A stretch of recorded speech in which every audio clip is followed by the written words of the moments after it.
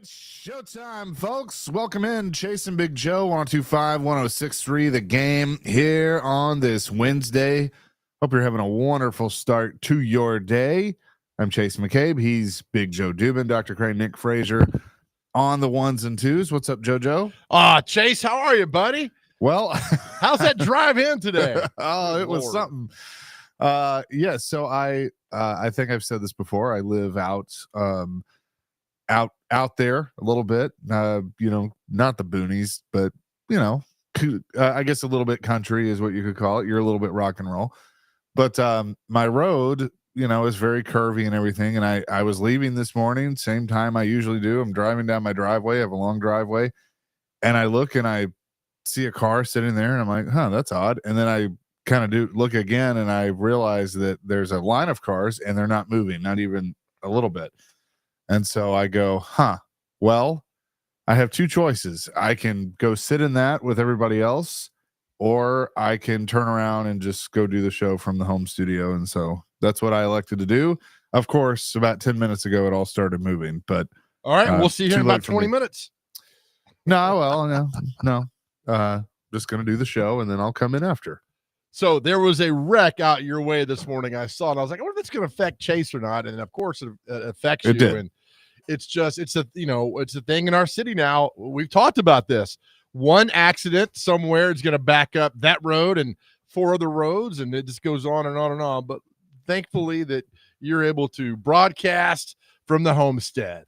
Yeah, what an age we live in that we're able to do this, and I can just chill at home and do the show. One day, within the next 20 years, you'll be able to hop in a drone. It's going to take you to work and drop you off. I think one day we'll be like Star Trek, and I can just, say, Dr. Crane, beam me up, and he'll just transport me to the station. But what if it beams you up with no clothes on?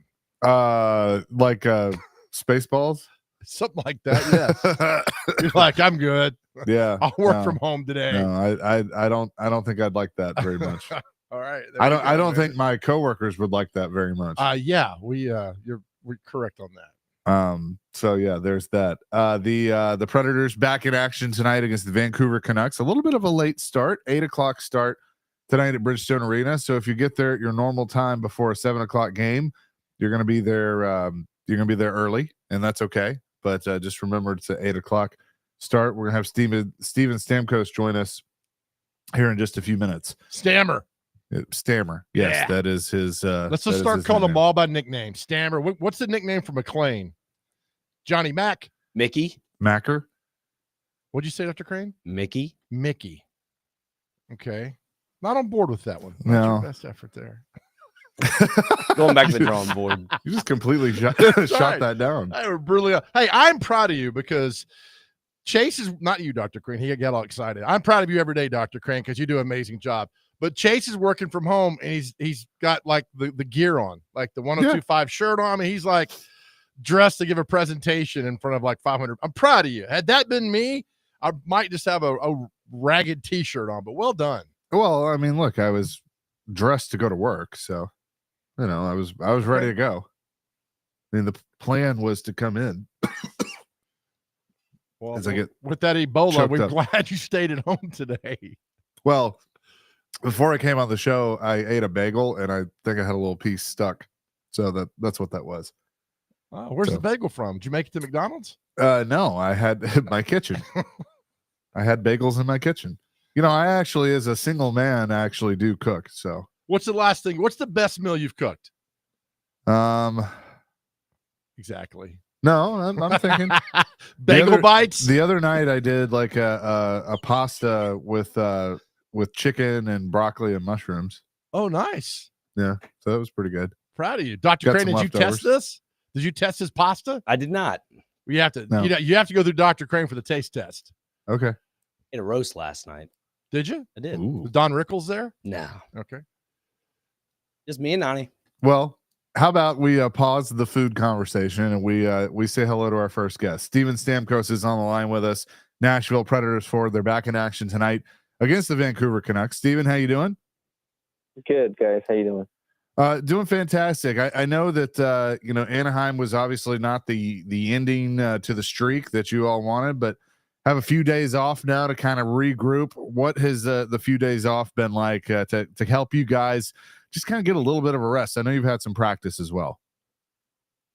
Yeah, we got back from that trip pretty late. I think we were about 5 or 6 in the morning from that California trip. So it was nice to have a couple days to just get back to a regular routine. Like you mentioned, a couple practices.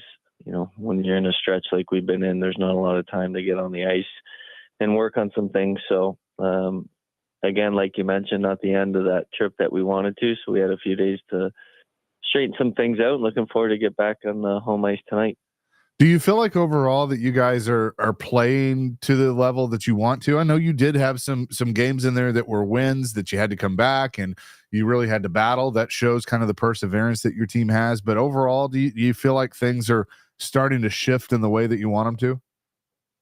Yeah, for the most part. I think the last couple of games have slipped in regards to that level that we want to get at consistently, whether that was, the teams that we were playing. I know before we went on this little trip, we were at home. We had some really good teams come into Bridgestone and we played really well. So if we can just get back to that, I think tonight will be a good test for us against a good Vancouver team. Obviously some history there from last year in the playoffs and, just a good quality opponent. So I think we'll be able to use these last couple of days of watching video and doing some stuff at the practice facility that we can use tonight. So you mentioned that history that obviously you were still in Tampa. Did guys kind of tell you about that series, or do you just kind of know? You could just kind of read guys' faces that were here last year and know that things got. I mean, look, it was a fun series, but it definitely was a tough series, as playoff series can be. Yeah, I think you have a general sense of it. Anytime you come to a new situation, there's different rivalries and different teams that you can just sense that. I mean, I felt that in the Minnesota game last week. You get that sense when you're playing Vancouver. Anytime you're with a team that has played an opponent in the playoffs a few times or recently, there's always that extra kind of hatred towards them. So you can definitely get a sense of that. And we played them a couple times this year in Vancouver and felt it. So it should be no different here tonight. We're talking to Steven Stamkos on the Chase and Big Joe show. And Steven, it's so great to have you on this morning. When you guys are clicking, when everything's going well, how good are you? How good can this team be? Yeah, well, this team should be a playoff caliber team, and you get into the playoffs and you never know. So that's all you want is a chance to compete for the ultimate prize. And unfortunately, we haven't put ourselves in the best position, but there's still belief. I think we're within a range that if we can put a continued streak together, that we can be right back in this thing, come the end of February, early March, where, you want those games to mean something down the stretch. So we have belief in that. We know when we are playing our game, we've seen it in spurts this year. It's just about finding that consistency. And, I think we're on the right path. I think also, Steven, if you guys do get on a roll, I mean, this is going to be one hell of a comeback story, right? Yeah. I mean, listen, like I said, we can't do anything about the position that we're in right now. And it certainly would. That's the mindset that we've had.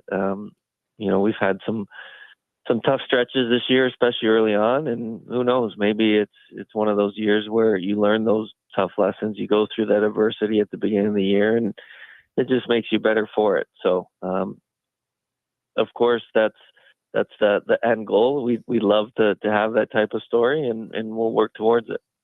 We're talking with Steven Stamkos this morning on the Chase and Big Joe show. Preds back in action tonight against the Vancouver Canucks. Obviously we all know what UC Saros brings to your team and how important he is, but I've been really impressed with, I guess, are we referring to him as Big Juice in Annunen since he's joined? I mean, he's been a lot of fun to watch. He has been, and he's been a great addition. I think, a lot of us didn't know too much about him, younger guy coming in the league and probably not playing that many games, but he's come in, he's fit in great with the group, a great young kid. And yeah, big juice. He's a big guy and he's certainly played that way, and he's given us some confidence when he's been back there when Saros hasn't, and he's been a great pickup for us. I asked O'Reilly this a few weeks ago when he was on the show, but you and Forsberg and Ryan and then Marchessault are all kind of right there in goals with each other. Is there a steak dinner on the line of who gets that, or you guys don't really care right now? Well, yeah, that's probably the least of our worries right now. We've got to the point where we don't care who scores as long as someone is and we're winning. And but we'll see when it gets down the stretch. I have a feeling that Phil will continue his little hot streak that he's been on and kind of lead us in that direction. But yeah, we need everyone going, and when we're all going at the same time, that's usually when you have success as a team. We're talking to Steven Stamkos this morning. All right, Steven, I'm always curious about this. On a game day like today, you don't play at 8 o'clock. Like, what do you do today? I mean, I know you go to practice, watch a little tape. Do you get a nap in? Do you walk the mall? I mean, what's your routine today? Because I'm not a stalker. I'm just curious. Yeah, well, I'm at the rink right now. We'll have some video sessions. We'll get on the ice. We'll do a little morning skate. Guys will usually grab a bite to eat here at the rink. Some guys eat it here at the rink. Some guys take it home, and then yeah, for the most part, I'd say the majority of guys try to get some sort of rest in this afternoon, whether it's a nap or just kind of relax on the couch or in bed, close your eyes for a little bit and get refocused. And then about 3-4 hours before the game, guys start rolling into the rink and get into their individual routines. And so yeah, it's nothing too crazy, but for me, that's pretty much been the same routine for my entire career, and you just try to stick with what gets you mentally focused for the game. Well, we appreciate you you breaking that routine a little bit to join us this morning. Good luck tonight. Let's start another streak. Yeah, that sounds good. Thanks, guys. Awesome. Thanks, Steven. Steven Stamkos joining us here on the program again. Back in action tonight. Max Hers will have the pregame show for you at 7, and then the puck drop with Pete Weber and Jay Moore just after 8 o'clock here on 102.5, 106.3 The Game. John McClain going to join us at the bottom of the hour. We'll have much more coming up next here on the Chasing Big Joe show, presented by the Omni Nashville Hotel, 102.5, 106.3 The Game.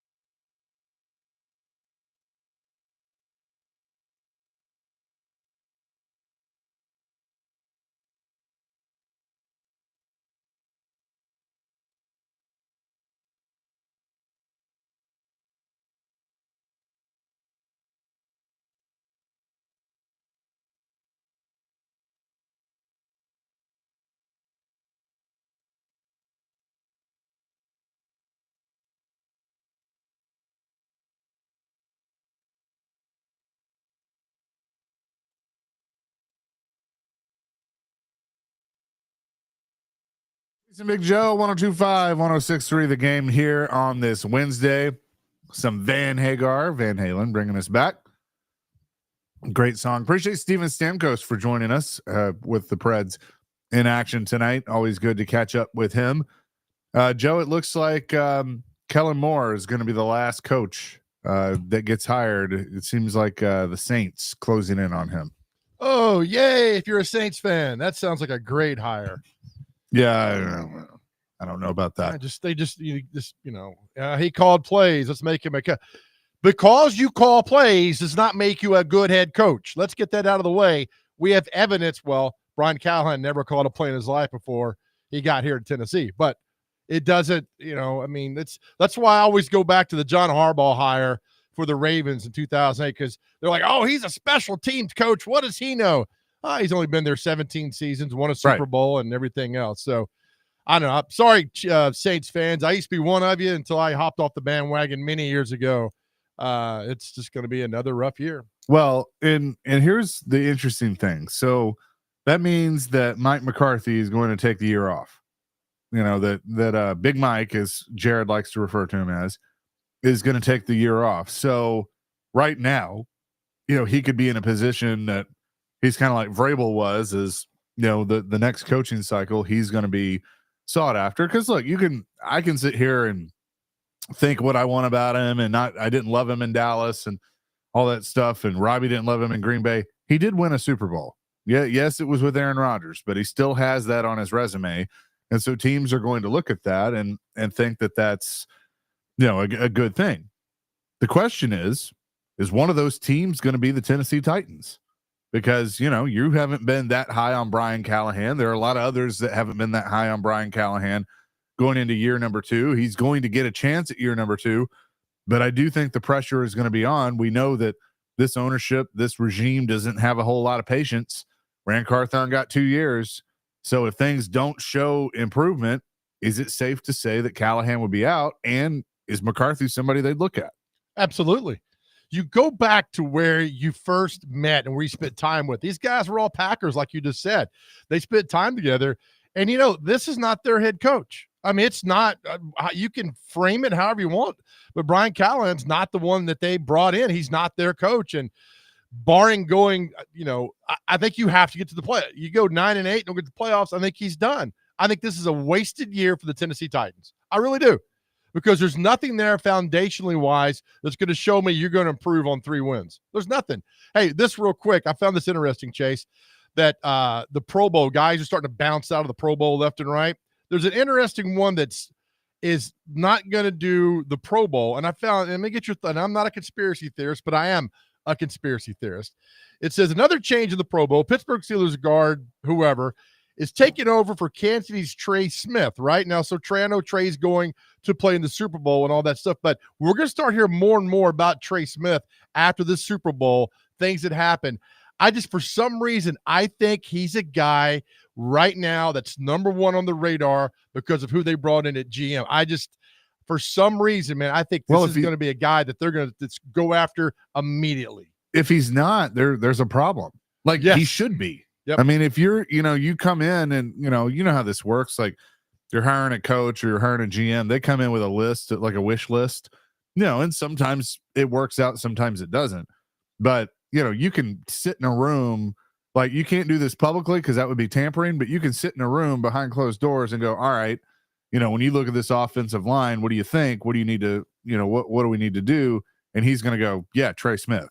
Right. Like, if he's not, then what's wrong with him? What's to stop Borgonzi's best friend calling Trey Smith and said, hey, man, what are your thoughts? I mean, is there a way to stop that? Because, college football coaches have burner phones.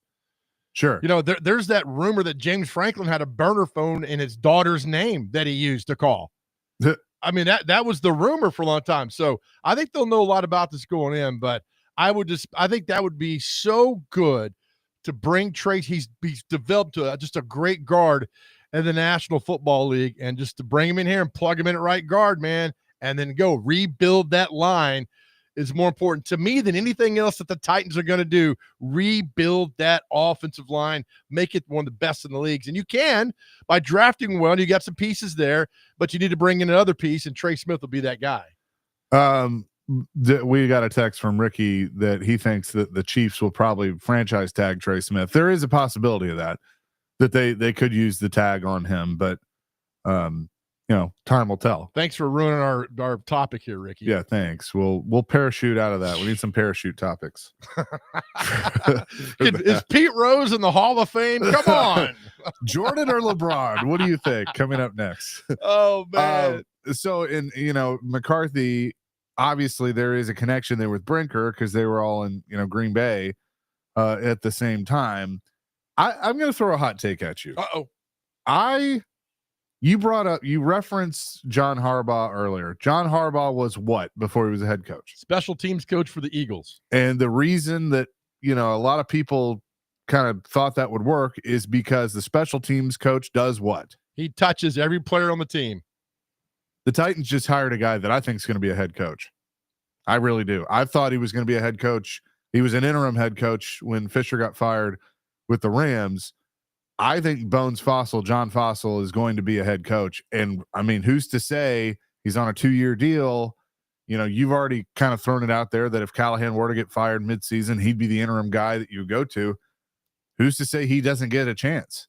No. When he got hired, I think the text last week was like, "Hey, the Titans just hired their interim coach," and we started laughing like, "Yeah." But I think like if he gets that opportunity and does a good enough job, he could get the job. Oh, I think he's head coach material. I mean, I've always I've thought that before he even got here.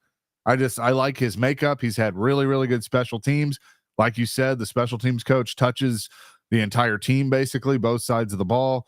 And it's in his DNA. Obviously, he worked for his dad and watched his dad, and that doesn't always. I mean, Brian Schottenheimer's dad was really, really good head coach too. That doesn't mean he's going to be a good head coach, but sometimes it does. You never know. Well, does the fact that he's not gotten an opportunity scare you? I think that even with the success that John Harbaugh has had, teams are still kind of scared of the special teams moniker, right? And I think that, but they shouldn't be, because if you look at the Ravens, I mean, they won a Super Bowl with him. It's obviously worked.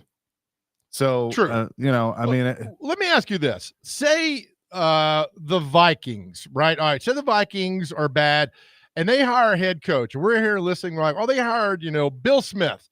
And we look, well, Bill Smith's never called a play in the National Football League. Yeah, he's been a coordinator in name, but he's never called a play. Would we laugh at the Vikings? We would, wouldn't we? Yeah. What are you doing? Probably. That's what the Titans did here. That's what the Titans did. They hired a coach who had no experience calling plays. And then he gets caught up in the game and it's like, hey, so-and-so's fighting on the sidelines. Well, 3rd and 10, I got to call offensive play. I don't know. Let me deal with this. I'll deal with it. I'm telling you, man, it's just, there's a lot that goes in with all that. He's never done it before. Right. I understand. And he acknowledged that in his postseason press conference. Callahan acknowledged that. He said, because somebody asked him, like, what'd you learn about being a head coach, and what do you need to change? And he said, I need to get more involved in the rest of the team, because since I'm running the offense and calling the plays, I was, very focused on that. I need to do more to know what's going on with the defense and going on with the special teams. I was impressed by that. Okay, that takes a lot to admit that. A lot of these macho man coaches, you think Vrabel would have ever admitted that? Hell no. He had experience being a defensive coordinator for 1 year. He had experience. Okay, but for 1 year. That's fine. He had experience. Brian Callahan had zero experience. Would you have not brought that up at the time? Like, well, what are you going to do these situations, instead of like, he's the hottest name out there. Why is he the hottest name? We're not going to do this again. None of these offensive guys call plays until they become head coach. That's just how the Shanahan tree, that's how it's worked. Because he was calling plays, then McVay goes to LA, he calls plays, and then all the assistants, Zach Taylor goes to Cincinnati, then he called play. And guess what? Works so well here. And guess what? Guess what? They all struggled in their first year. Yeah, then they all had quarterbacks. What do you got here? What are you going to do now? You got the number 1 overall pick. God, stop carrying water for this football team. That's terrible. Stop carrying water for them. I'm not carrying water. They made a bad choice at head coach. It was bad.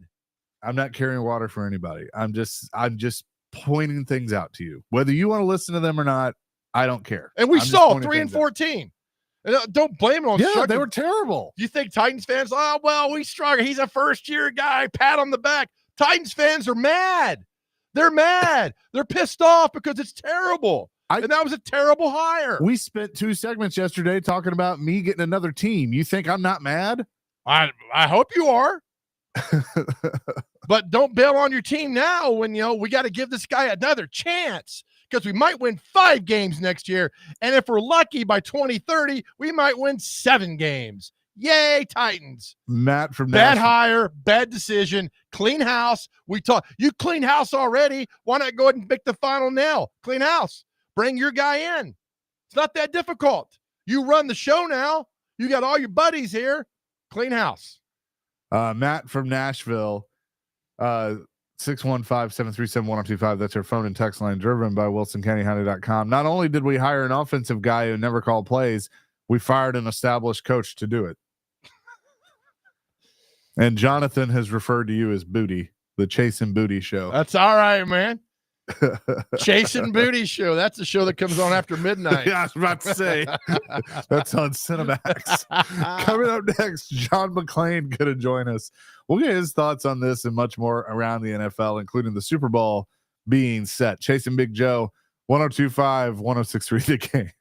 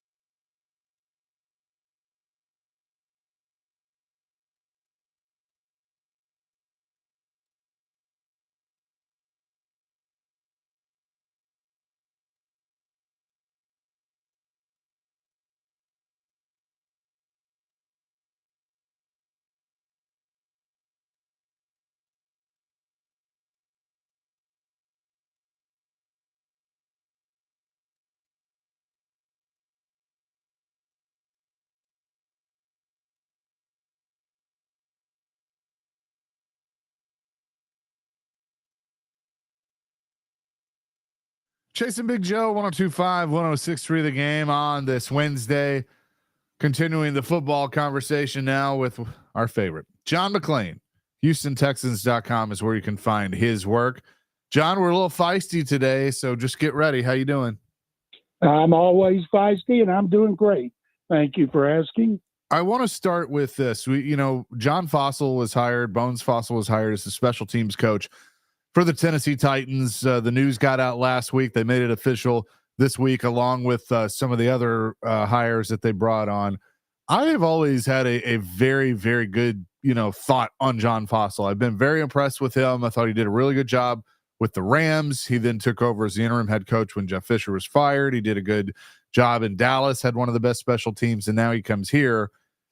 I feel like he could be a head coach in this league. And I know that's not as common, but we've seen it work in Baltimore with John Harbaugh. Do you feel the same way that John Fossil could become a head coach one day? No. The only time it's ever worked was with Harbaugh, and one of the reasons it worked, back when Andy Reid was the coach, and Andy talked once a week, and he had his coordinators talk. Now, it wasn't the rules the way it is today, where your three coordinators, offense, defense, special teams, have to talk once a week to the media. But he brought his special teams coach out there every week, and he had the special teams talk to the media. And I've always thought that was interesting. And I asked him at a combine one time, why do you have your special teams coach?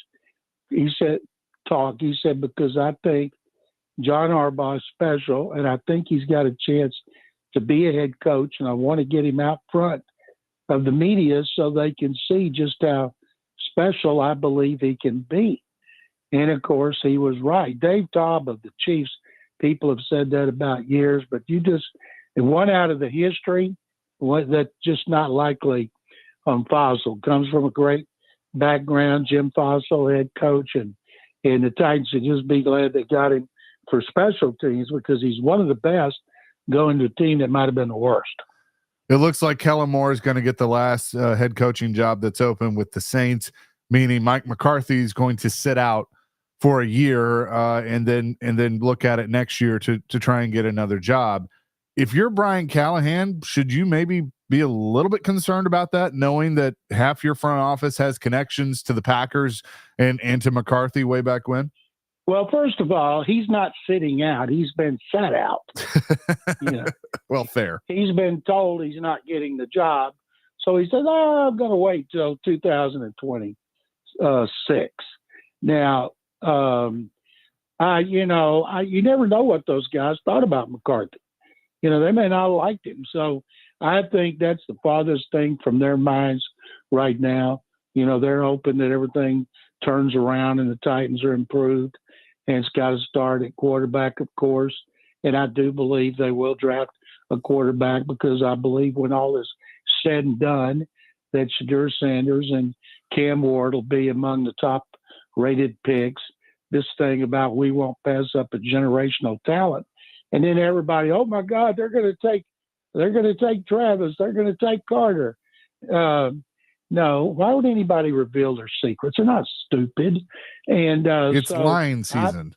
I don't think they're lying about it because at the time they may say, well, we believe Cam Ward or Shedeur Sanders is a generational talent. I hate that word because you put it on players and they never live up to it. What is generational? Andrew Luck was considered generational in 2012.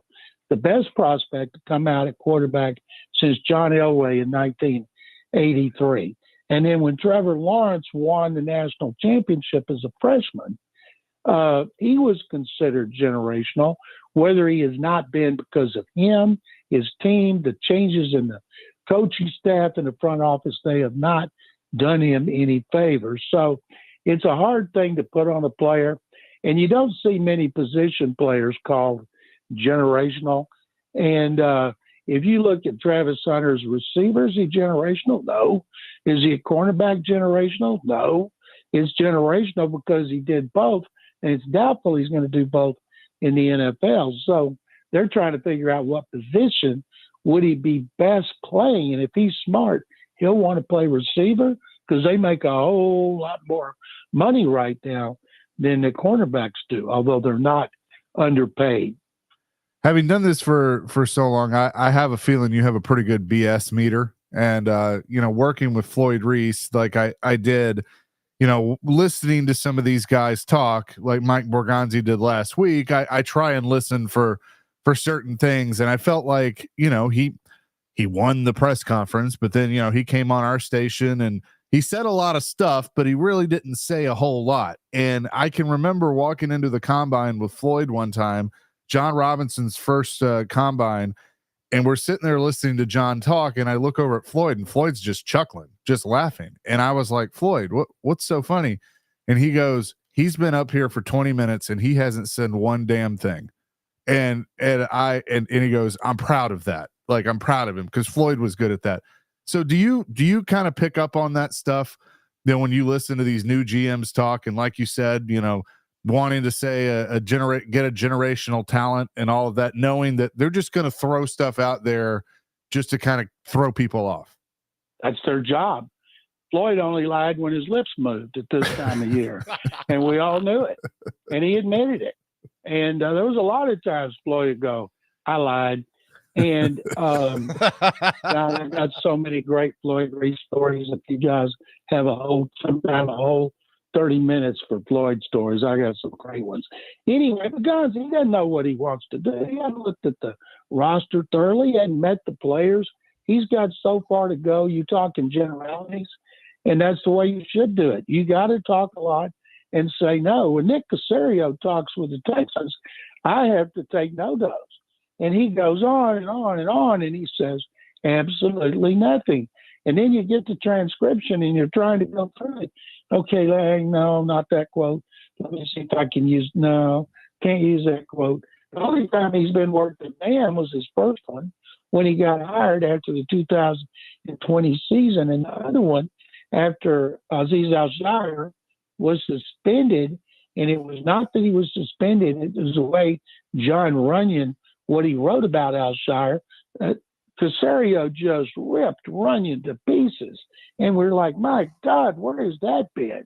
But generally, it's an art form, especially for a general manager, discussing prospects, to talk a lot and say absolutely nothing. And I'll predict, I don't care what anybody else says, the Titans will be drafting a quarterback. We'll have more with John McClain coming up next. HoustonTexans.com is where you can find his work here on the Chasing Big Joe Show. 102.5, 106.3 The Game.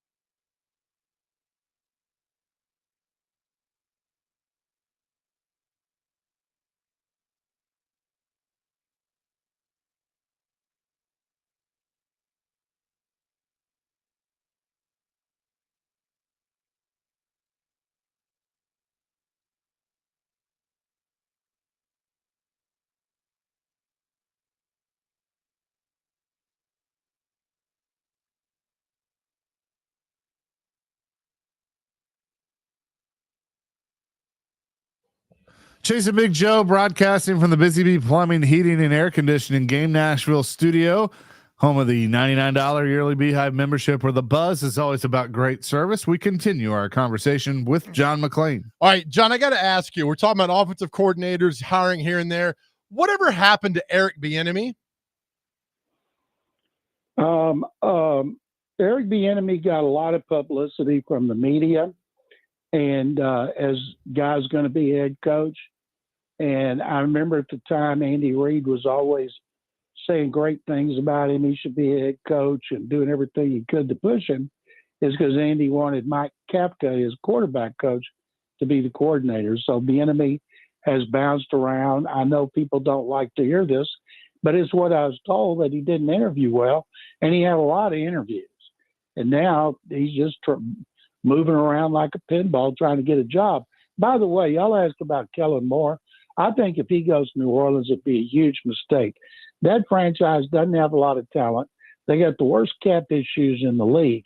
If he stayed with Philadelphia another year, you know they're going to be good. They're too loaded not to be good. And he could probably have a choice of a better job.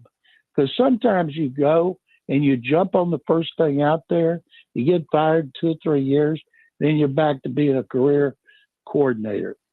Yeah, that's true. By the way, Bieniemy is the offensive coordinator for UCLA, an assistant head coach out there right now. John, interesting comments from Raiders owner Mark Davis yesterday, and I'm so glad we have you on there. He was talking about the John Gruden experiment, which didn't go well, and his quote was, John had a 10-year contract and all that, and his head was chopped off. Last I remember, John, didn't Gruden do this to himself? Absolutely did it to himself. Now, I never felt sorry for him to get fired, and Barstool Sports has brought him back, and I think he's great. I love reading his stuff, always watching. Always loved it when he was on ESPN. But he sent those emails, and he's suing the league. I would love to know under oath who leaked those emails from Gruden to Bruce Allen during the lawsuits for Dan Snyder. Some people thought it was Snyder. Nobody knows for sure. I would love to see that come out in court. But yes, he chopped his own head off. And you know, Al Davis, he got 2 1s and 2 2s and I think $800,000 from Tampa, but they won the Super Bowl with the Bucks, so they thought Gruden was worth it. But you know, John Gruden has nobody to blame but himself. Oh, I totally agree with all that, what he's done and everything.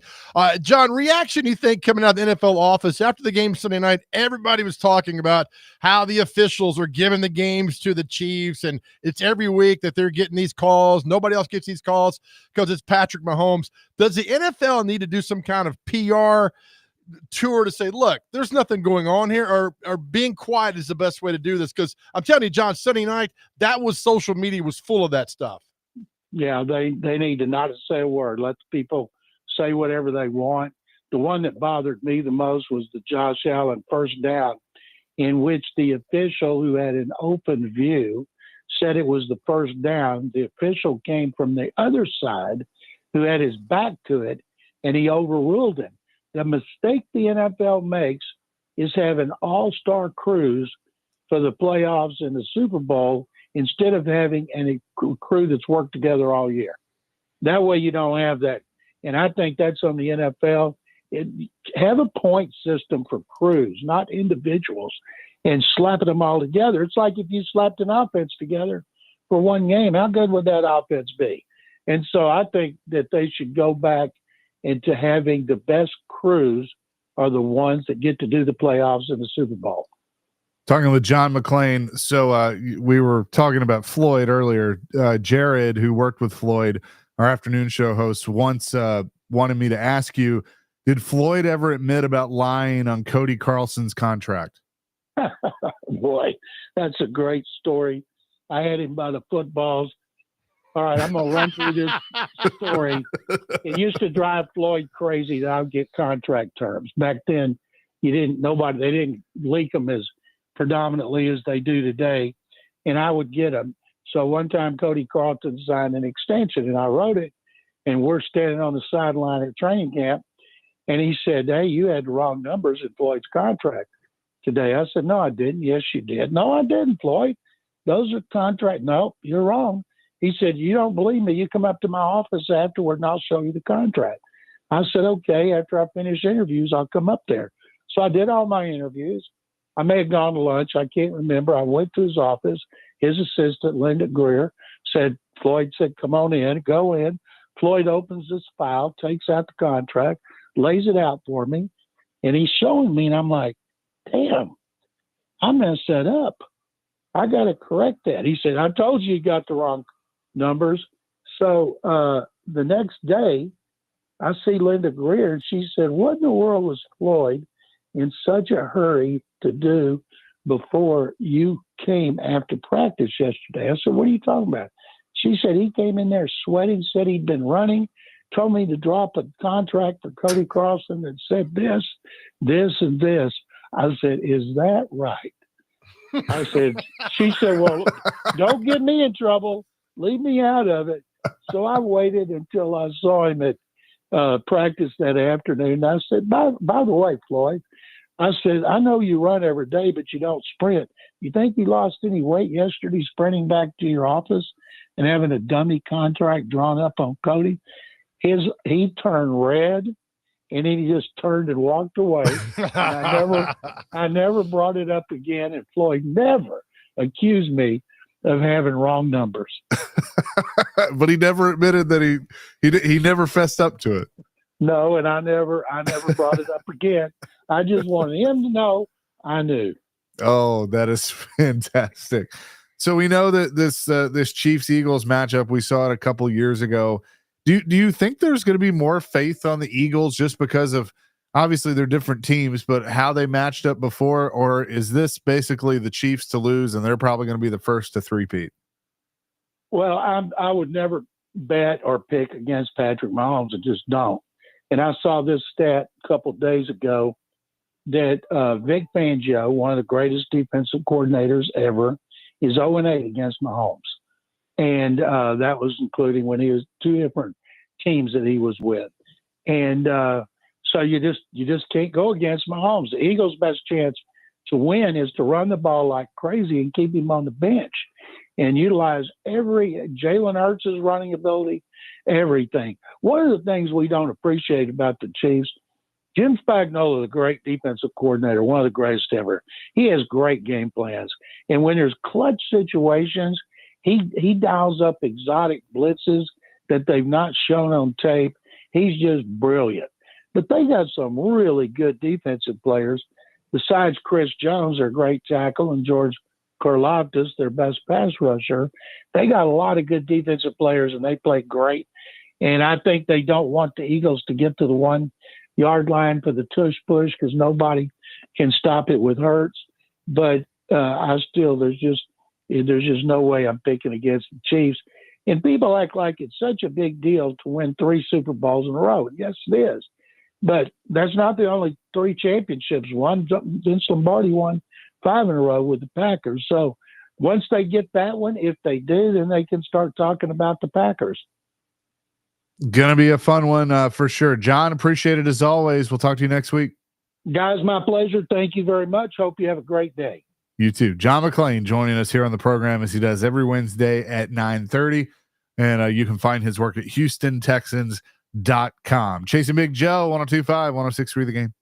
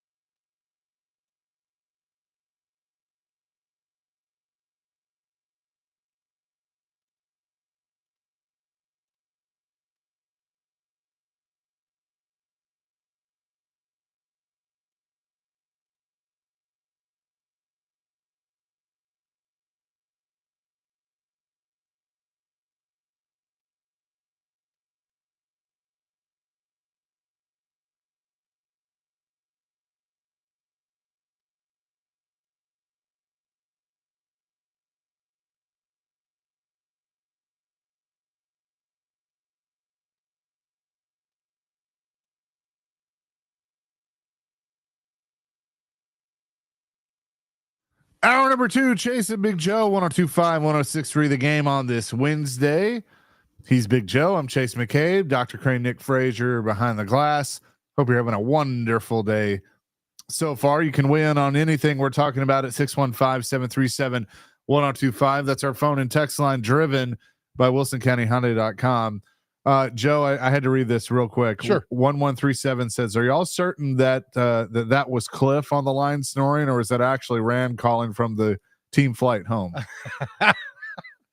That's a good one. That could be. Who knows? That report will never never be lived If we would down. have we could have kept Rand awake by asking him about the Drake and Kendrick beef, right? Isn't that the Yeah, That's right. Yeah, that That's was the one- that was okay.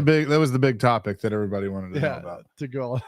for sure. All right, here's a topic for you, Chase. All right, you're working remote today. You're at home because there's a bad accident on your side of town. You couldn't get out of the driveway. Anywho, in our kitchen here at the radio station, somebody's dropped off like 15 little mini packets of Oreos. Okay. Okay. I can't stop eating them. And here's the topic is like, I'm just curious, what can you not stop eating when you walk into the kitchen? Now, fudge rounds absolutely slay me. All right. If you put 100 in there and you want to lead me to disaster, I'll eat all of them. I'm just curious what other people like Little Debbie rolls as well. But these damn Oreos that are in the kitchen are killing me, and I can't stop eating them. And I'm curious, what's the one food like dessert like that you can't put down? Okay. So does it have to be a dessert? Well, not a dessert, but a Nutty Buddy or a wafer bar. I mean, mine is the little peanut butter filled pretzels.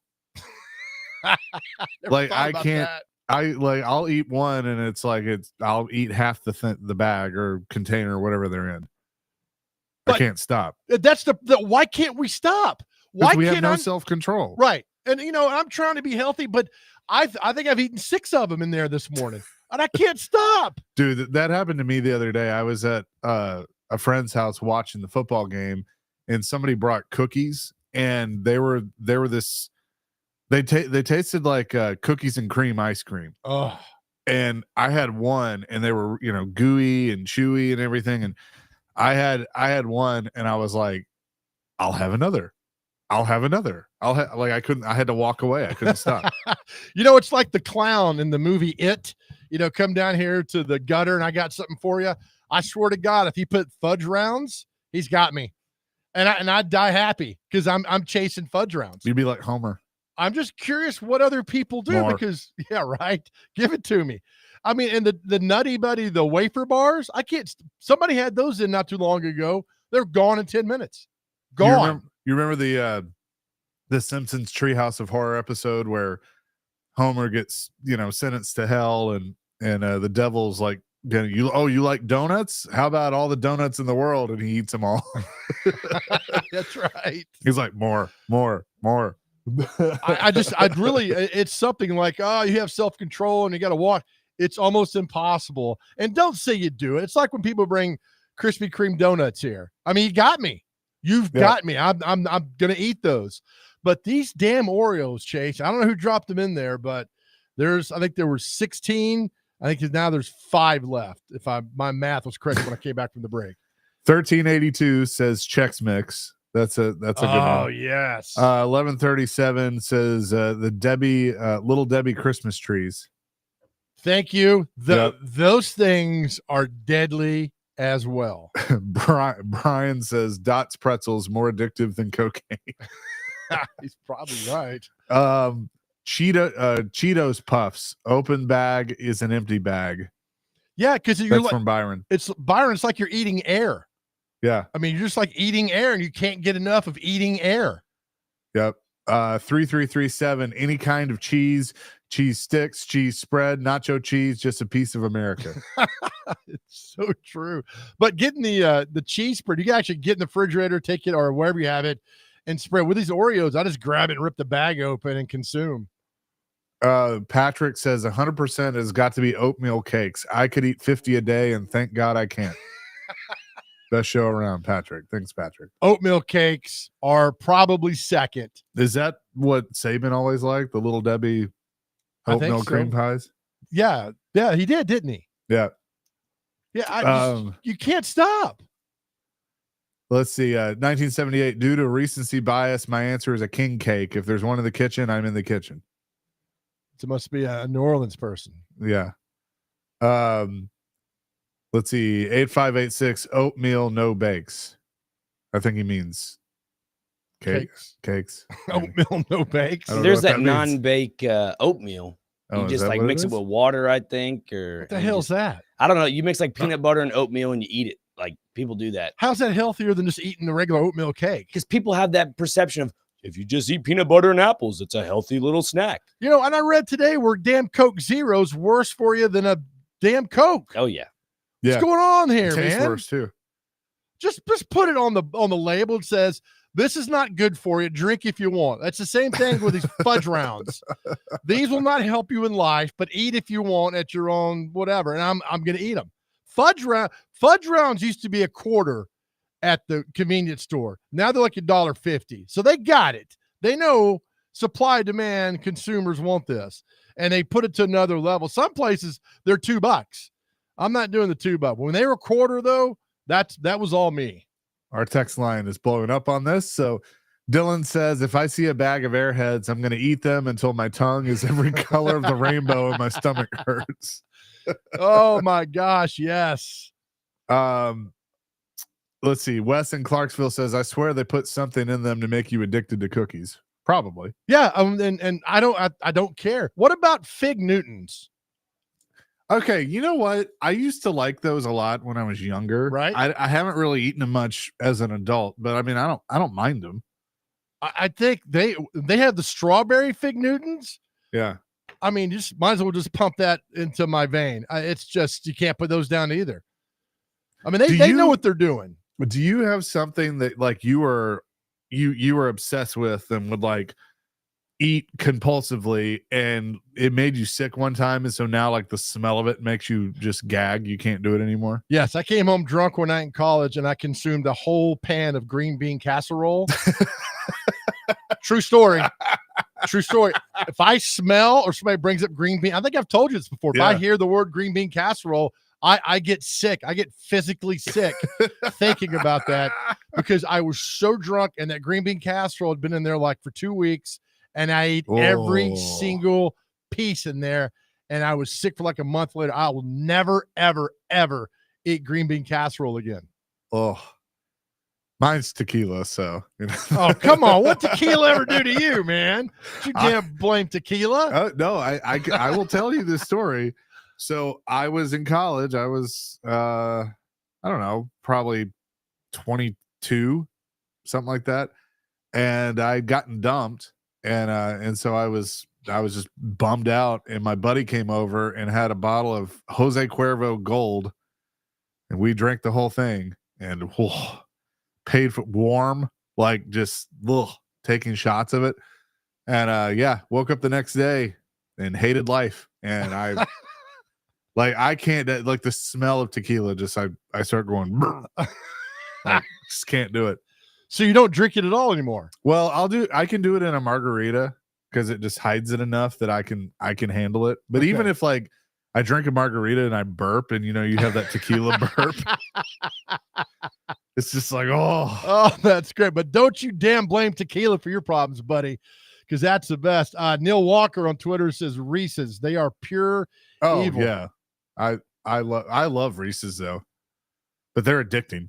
They are. I mean, you eat them and you look at yourself like, what are you doing? I mean, you got that voice in your head like, what are you doing? Stop doing that. And I was mad at myself because I went to the store the other day and I had to get something. I think I was getting sugar or something, and so it was on the same aisle and they had a bag of the Reese's peanut butter cups, and I was like, I mean, I could just, yeah, that'd be good. I could, you know, that'd like be a little snack every now and then. The bag lasted a day. Like, damn it. Oh, right. Where I got a question. Where's the Swiss come in Little Debbie Swiss rolls? I'm curious don't about know. that. Now that I've kind of breaking down the numbers here, and Yeah. all those, and those again, you brought them up earlier. Those things are amazingly. You bring a box into our office and they're going, you know who my coworker in my entire career, the one coworker that would eat anything you brought in, this guy would eat anything. I'm telling you, brought in fudge rounds with laxatives, he would have eaten it. Bob Mueller. Bob Mueller will eat anything that comes into the newsroom. And Bob will admit it. You know those tins of popcorn? It's like caramel corn, regular popcorn, and the other side, some other kind of corn. Bob would stick his hand in all three sides multiple times and leave a trail back to his desk and then ask me for get him a Diet Coke.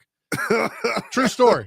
I love Bob Mueller to death. He's one of the greatest men Joe, ever. have you tried this popcorn? Oh my God. You going to the bathroom as much as I am, Joe? Just eating the news desk, eating all the stuff, some memory I'll never forget. But those did he get like the popcorn stuck in the mustache? Because we can't mess with Bob's mustache. I'm sure he did at some point, but he had to have great mustache. Give me a Diet Coke there. I'm gonna give me a Diet Coke. How's it going, guys? Give me a Diet Coke. Walk down the hallway. He asked for $1 one time for Diet Cokes. He'd be right back with my change. Never came back. Never came. Right. He still owes me $1 for. You know what? He can owe you $1 forever because he's a legend. Right. And then if I find out that he eats fudge rounds, it's all forgiven because we need a fudge round community to come together. We'll continue this because a lot more of you have weighed in. Eric, stay on the line. We'll get to your call as well. Chase and Big Joe, 102.5, 106.3 The Game.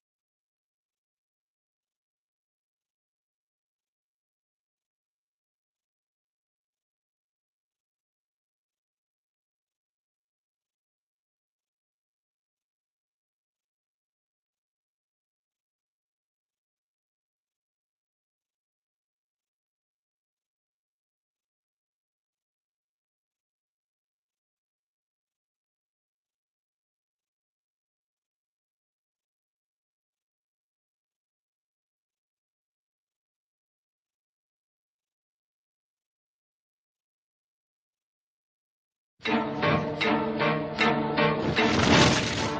you like donuts, eh? Uh-huh. Well, have all the donuts in the world!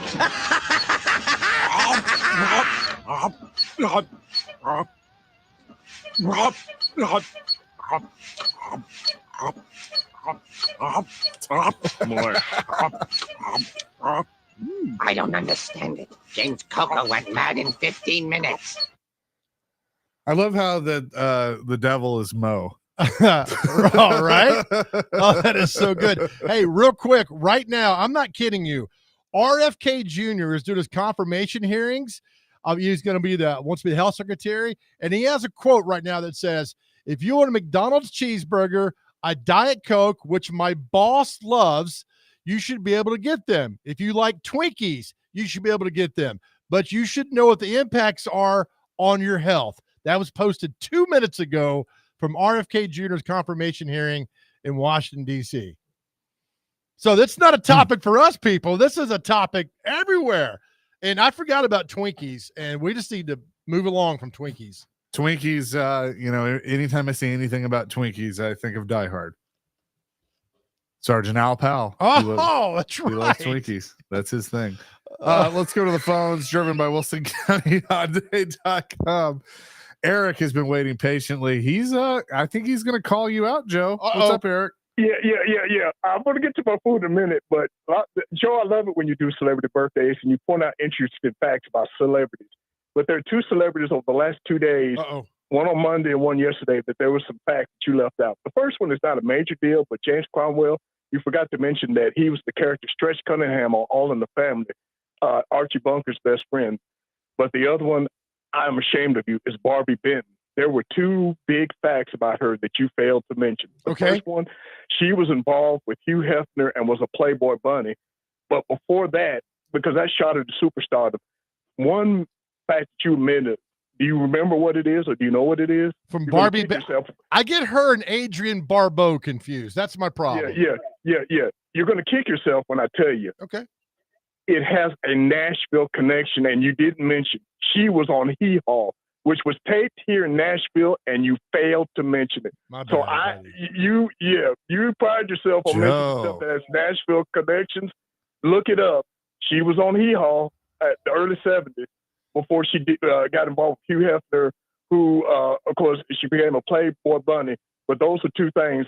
And, Joe, I'm listening. And I know, brother. I love you, man. The one thing you would definitely mention somebody that has a Nashville connection. You forgot that. So I got to call you out on it. No, you're right. That's fine.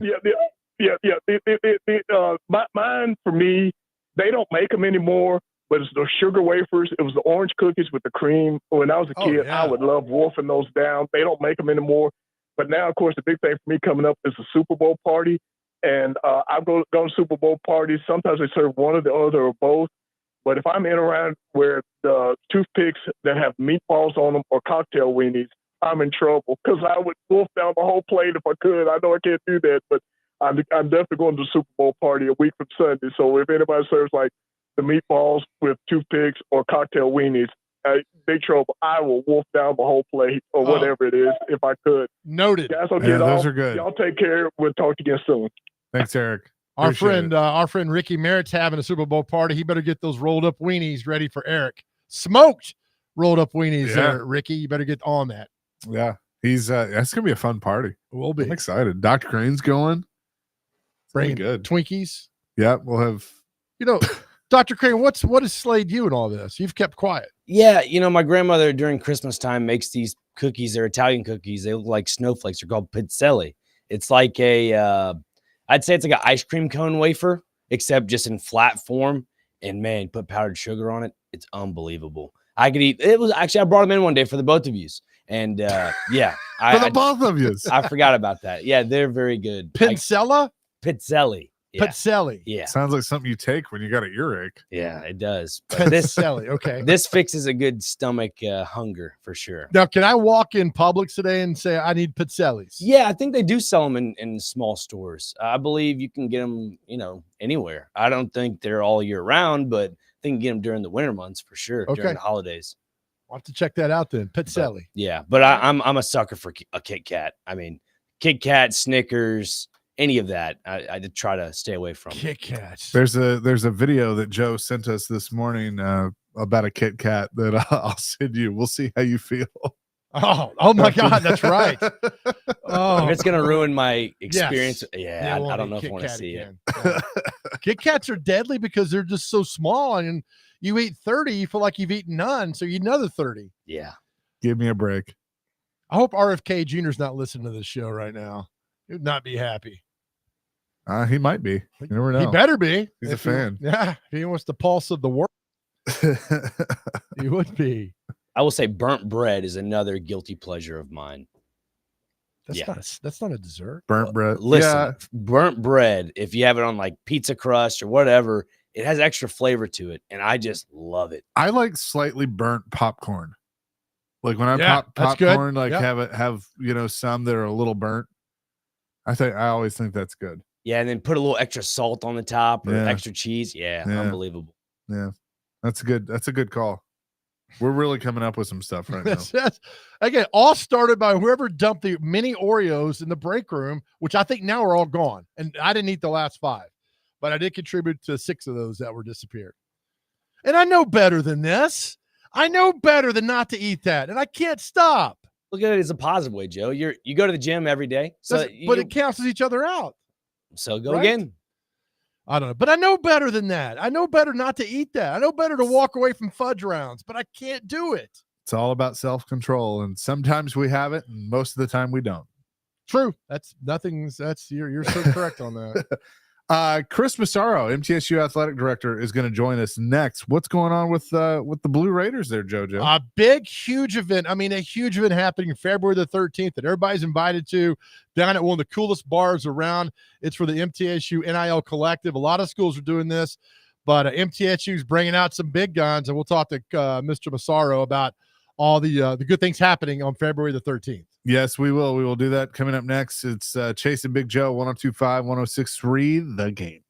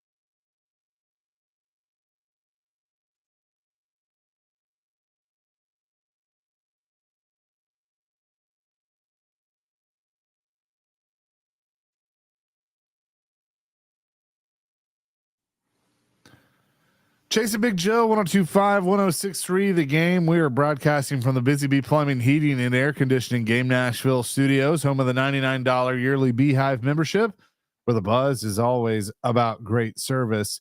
And speaking of great things, a really cool event that's going to be happening down in Murfreesboro on February the 13th. Blue Bloods in the round. It's going to be at Humble Baron at Nearest Green Distillery, featuring some of the best songwriters in our area with hits that they've written for Morgan Wallen, Carrie Underwood, Kenny Chesney, and much more. And to talk more about this benefiting the MTSU Athletics NIL program, Athletic Director Chris Massaro is on the line with us. Chris, how you doing? Great, Chase. How are you today? I'm doing fantastic. Really excited about this. And this is kind of, a new thing that we see in college sports now with NILs and all of that. But this is going to be really cool, featuring some MTSU alums that have penned some great songs. Yeah, what I'm so excited about this event. So we're marrying a bunch of MTSU alums that the head distiller at Nearest Green, Victoria Butler. She's an MTSU grad. A lot of the songwriters are MTSU grads and performers. And it'll benefit our football NIL. So it's really kind of a comprehensive MTSU showcase out there, and it'll be a fantastic night. How cool is it though to see all these people come together to support athletics? Because we all know that how important this is nowadays for the way things are going. To see everybody come together like this, I know has to be special. Yeah, it is, and we're in kind of we're uniquely positioned, and so the NIL is probably the most important development in college athletics in probably the last 30, 40 years. And so we have to be active in that space. We're a little bit more limited resources than some. And so we want to also prevent donor fatigue, to go to these donors that go to this, that donate to this cause and to our capital projects and those kind of things to be able to entertain them and maybe to tap a whole different market as well. And so we're going to do a lot of these entertainment type events that benefit student athlete NIL. And to me, our whole mission is to enhance the student athlete experience. And this is a great way to do it. We're talking with MTSU Athletic Director Chris Massaro on the People Show. Chris, before we go any further, what's one snack you can't put down? We Kit Kats, Little Debbie rolls, fudge rounds. What's one you can't put down? I'm a salty and chip guy. I can walk by Little Debbie's and donuts and sweets, but like put some nachos or chips or something in front of me and I have a hard time. Good. The first step about the problem is admitting that we have a problem. So that's good. Oh, it's huge. With all that. Lifelong. I love it. It's a lifelong love affair for me. Right? It's never going to go away. This event, the Blue Bloods in the round, we're going to see more of these, not with just our beloved MTSU school, but a lot of schools doing this because this does so much and benefits so many people. Of course, this event benefiting the MTSU Athletics NIL program, but this is going to be the norm now, right, Chris? Yeah, I think so.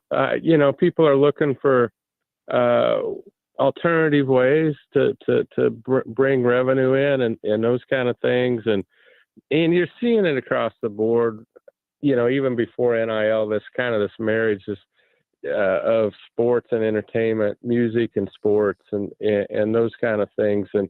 And so 10, 15 years ago, they were treated as more separate entities.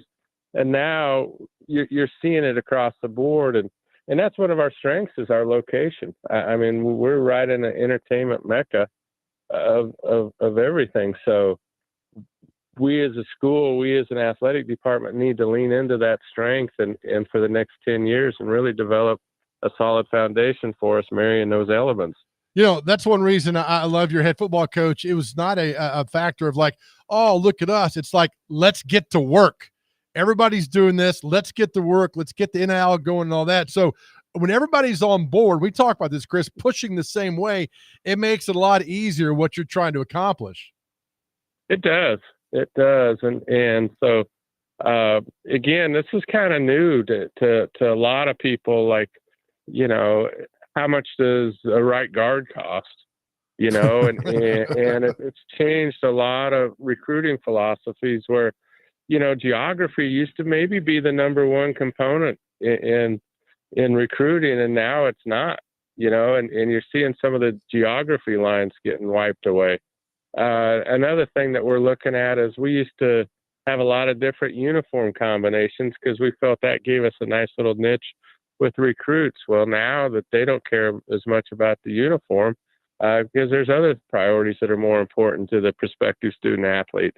So you won't see us with as many helmet combinations and those kind of things. So we'll shift some of our resources that maybe we're spending on alternative helmets, and maybe we'll only have 1 or 2 helmets instead of 4 helmets, and those kind of things. So I think it's been a good thing. It's a good exercise for us as we try to shift our priorities and the revenues behind that to enhance the student athlete experience in this modern day world. Chris Massaro is with us, athletic director at MTSU. You mentioned the kind of the entertainment mecca of Nashville and being, you know, close to that. Does the whole Nashville factor and the fact that Nashville has grown and Murfreesboro has grown, does that help with some of this stuff? Because like a kid may look and go, man, I'm, you know, 30 minutes from Nashville. That'd be pretty cool. Yeah, I'm going to go to MTSU. I think that's always been our greatest strength is our location, you know, and so and as athletics continues to evolve, that's even more important of a strength. We are in a dynamic economy. We're in a growth area that we should pop a champagne cork every time there's a new high school open in the Middle Tennessee area. So to me, that's our greatest strength. And then when you combine kind of the DNA of our area with the music and the entertainment and those kind of things and how it deals with sports, we're positioned quite well. And as I look across our league and other leagues like us, that we're more uniquely positioned than 90% of the group of 5. So, you know, one of the things that, you know, we've talked about with you the last year or so is all the improvements to the athletic facilities. How's the stadium going? How are all the new buildings coming along? Man, it's going great. I just stepped out of a construction meeting actually, and our 86,000 square foot building is going to be really done with the construction phase in May. And then it's going to take us about 2 months to equip it and move in, from all the AV equipment to the furniture and the weight room equipment and all of those kind of things. So we're on schedule for us to be fully operational by training camp of this summer. So I'm super excited about that. It's been a long project to get it off the ground, and also in the construction phase, it's about an 18 to 20 month construction on it. And it's just beautiful. The glass is starting to go in, is almost completed. And so you can really see the shape of the building now, and it's added so much to our campus. I think it's, I was in there last week. It's just beautiful. When it's done, it's going to be fantastic. Also, real quick, February's rolling around. Your 2 basketball teams are rolling. The men's doing good. The women's always doing good. A couple big games this weekend for the men at Murphy Center. So I told Chase a few weeks ago, that's a fun basketball team. I mean, they like to go up and down the court. That's fun to watch. And now's when you support them, because February, as you all know, Chris, leads into March, hopefully leads into the tournament. It really does. And right now we're almost halfway through the conference season, and we're in first place. We're tied for first in both men and women. And so this home stretch is going to be really critical for us. I think there's maybe 6 home games for each men's and women's program. And so we need to hold serve at home. So we need to have as many fans come as possible. Last Saturday, we had a great crowd for our Western Kentucky men's game, and that really lifted us to victory. And so we need to duplicate that here on Thursday and Saturday, and then when the women come back, to lift them up as well. So we've got a chance to hold up both regular season championship trophies and to make a real move in Huntsville to win both championships at the tournament. And I will say this, watching a basketball game at Murphy Center in the Glass House, as it's called, is so much fun. You talk about It's the historic best. facilities. That is one of them. So if you've never been to a game at MTSU at Murphy Center, go check it out. And come Thursday night, come Saturday, our men's program, they do, as Joe said, that they've got a style of play that's really, really fun to watch, and that they're aggressive and full court and fast pace, and I think the fans will be highly entertained, and so, and our women's program is always that way. They're our standard for the whole athletic department. And also, we're excited. February 13th, 6 to 9 p.m. at Humble Baron at Nearest Green Distillery. Blue Bloods in the round. Going to be a really cool event. Chris, thanks so much for coming on and promoting this today. Yeah, and it's a great, for people like me that maybe struggle with Valentine's Day presents, that's a perfect one. Yes. That's a good one for sure. Thanks, Chris. We'll see you there. All right. Take care, guys. Absolutely. Chris Massaro, athletic director at MTSU, joining us. And again, you can go to goblueraiders.com for more info. Blue Bloods in the round, February 13th from 6 to 9, Nearest Green Distillery, benefiting the MTSU Athletics NIL program. We will be there. Going to be a lot of fun. It will be. And I'm a little ticked at Eric calling in earlier. How the hell was I supposed to know that James Cromwell was Archie Bunker's best friend from a show 55 years ago? I don't know. Don't let it get to you. It's gotten to me. Look, you're gonna get up and do a set at Blue Bloods in the round. I am. And you I know the song you're planning to sing, and it's gonna be beautiful. Thank you. Will bring a tear to a glass eye. We'll and do so that. I think you just need to let it go and it'll be okay. I thought you said I was gonna, I'm gonna get up, and I thought you're gonna go back in the kitchen, and there's one. I see it right now. There's one Oreo left in the kitchen, and Is it I just cannot. staring at you? I can't eat it. I cannot do this. So send it out, Chase. Okay. What does that mean? Take it to break. There we go. Well, coming up next, we got what day is it in celebrity birthday? And if you want to go to the Preds game tonight, we'll have your chance to do that as well. A 4-pack for tonight's game. We'll do that coming up next. Chase and Big Joe, 102.5, 106.3 The Game.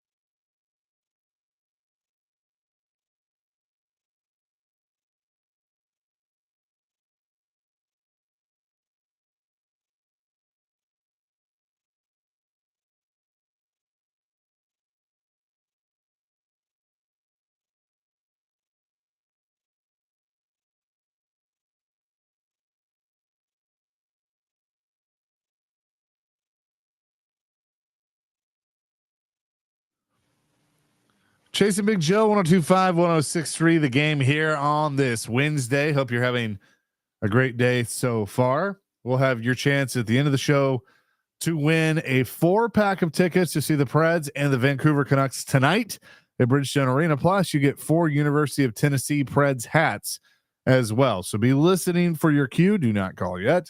Be listening for your cue to win on that. With that, let's get to what day is it and celebrity birthdays.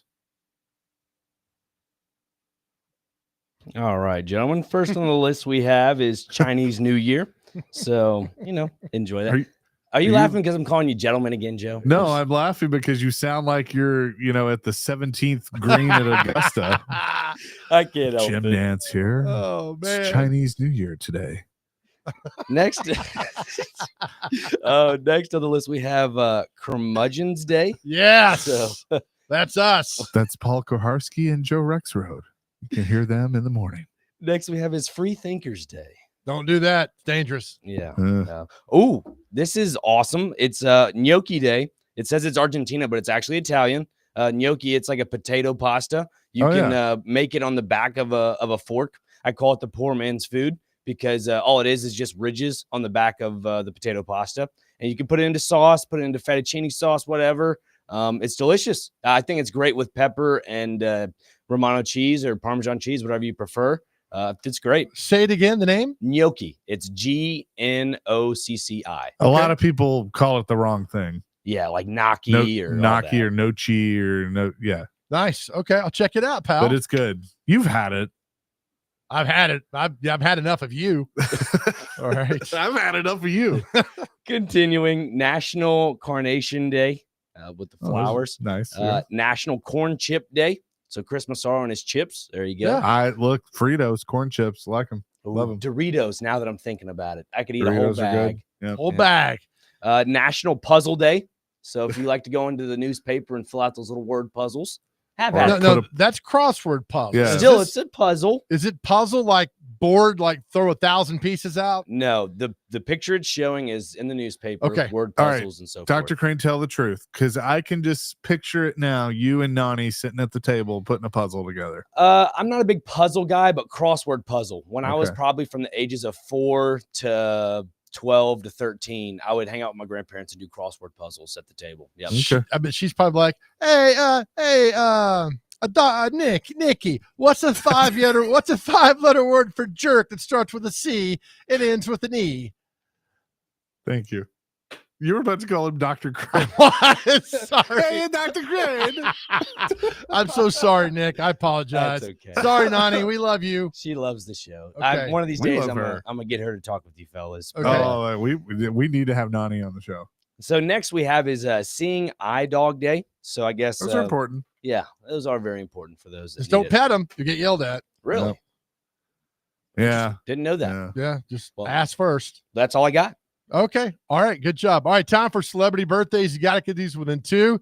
How appropriate that it's this man's birthday because it's our theme song. Tom Selleck. How old is Tom Oh. Selleck today? 81. 85. He is 80 years old. Mm. My goodness. Chase up 1-0. God, I feel old now. Next up, she went to East Nashville High School. Oprah Winfrey. I knew that's who you were going to say. Oprah is 74. 78. 71. Okay. Little off. 71. Let's going down here. Don't know. Oh, Heather Graham. She was in the first Austin Powers movie. I had a big crush on her. Was she too. not in Boogie Nights too? Think she so. She was. was in The Hangover. That's right. Heather Graham. 53. 48. 55. Chaser's up 2-0 in celebrity birthdays. Next up is Sarah Gilbert from Roseanne. Yeah, also on The Big Bang Theory as well. Sarah Gilbert, 50. 54. 50 exactly. Chase up 4-0. He's got them all correct so far. It's going down here. I don't know who that is. You ever heard of Kelly Packard? I've never heard of her. That Todd Packard's wife. Oh, good one. All right. Actor Justin Hartley. He's on some new CBS show called Tracker. Yeah. That's a big show. 44. 42. 48. Chase's favorite singer, Adam Lambert, now with Queen. How old is Adam Lambert? 47. 44. 43. Dr. Crane's on the board. It's 4-1. And my page, much like my life, has become unresponsive. There we go. Singer Charlie Wilson of the Gap Band. How old's he? 72. 77. 72 exactly. Chase knows his rhythm. Chase up 6-1. The country singer Earlene Mandrell. How old is Earlene Mandrell? 70. 74. She is 69. Chase is up Nice. 7-1.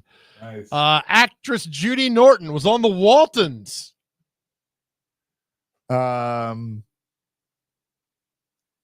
75.